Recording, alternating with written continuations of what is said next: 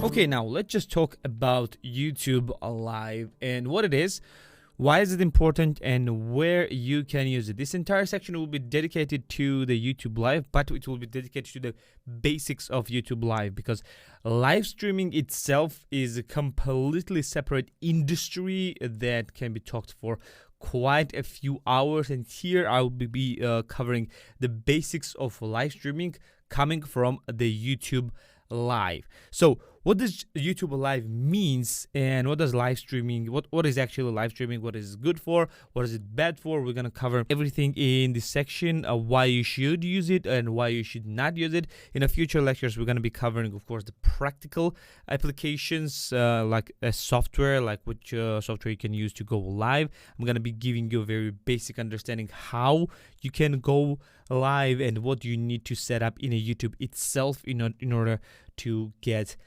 alive. And plus I'm gonna be giving you some basic stream, I'm gonna say etiquette, or like some scenes and things that you need to set up for your live streaming before you will go live, just to look a bit more professional and you would not look some kind of amateur when you go live for your viewers. But don't worry about this, everybody is amateur when they're doing this in the first time, so don't worry about this. So we're gonna cover everything in a YouTube Live. So what is YouTube Live? YouTube Live allows you to go with your videos live, meaning that it will be going live and your viewers will be seeing the video as it is being created and it is being made on your computer.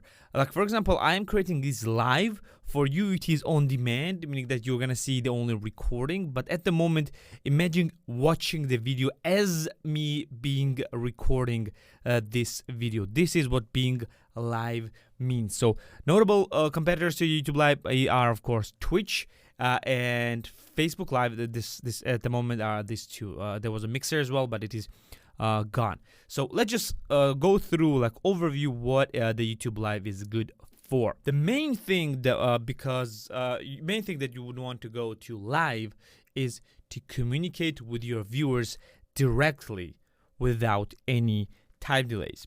You see, when you create the videos on demand on YouTube, you don't communicate with the viewers, you see the post comments, meaning that the comments are done only after the video is done entirely, meaning that you're gonna have all the cuts, all the edits, everything will be done, and only after that you're gonna get a comments for your viewers. You're not gonna get any live interactions from your viewers.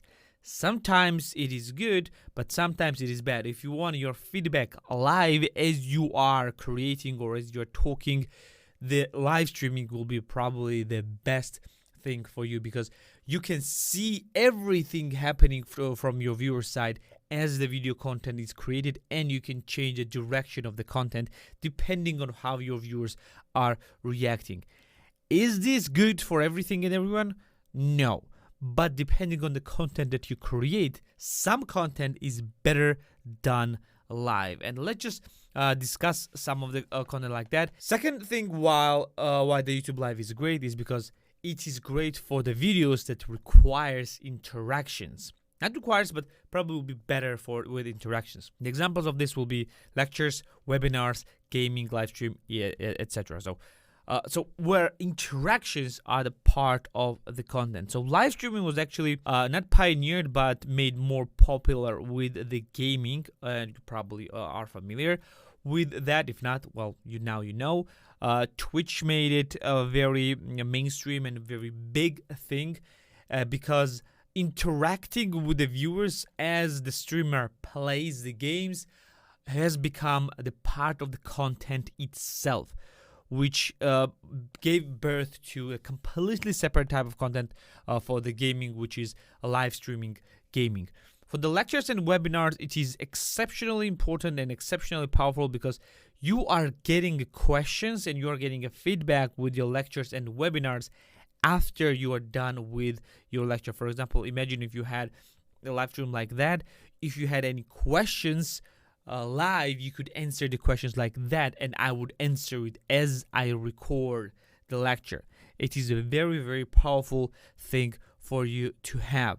But let's just discuss one thing. Again, you are just doing an overview, and let's just discuss one thing that is not great for, that you might think that it is great for.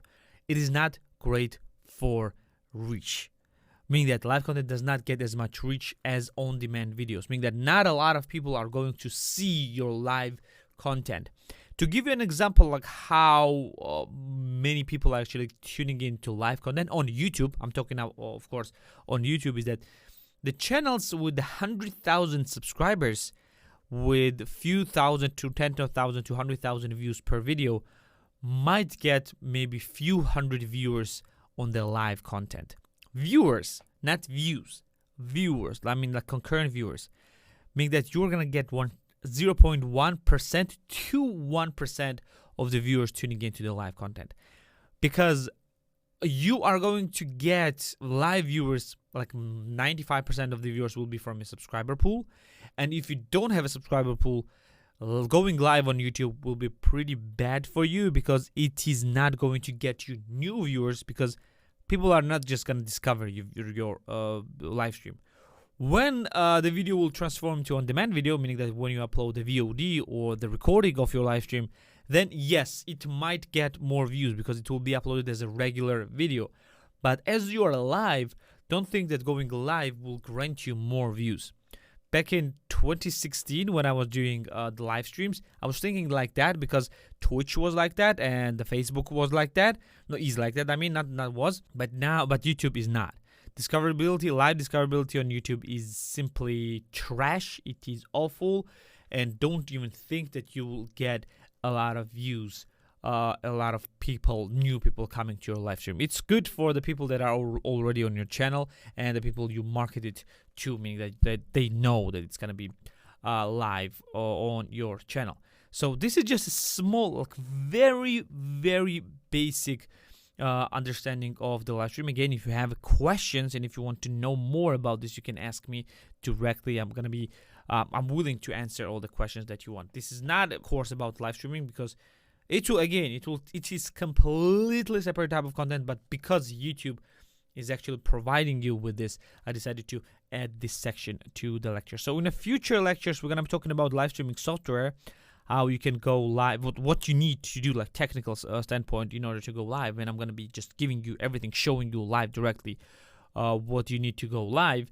And we're going to talk about a little bit about setups, and we're going to talk about stream preparations, etc., etc. And of course, we're going to talk about on the YouTube side. So this will be it for this lecture. Let's go to the next one then.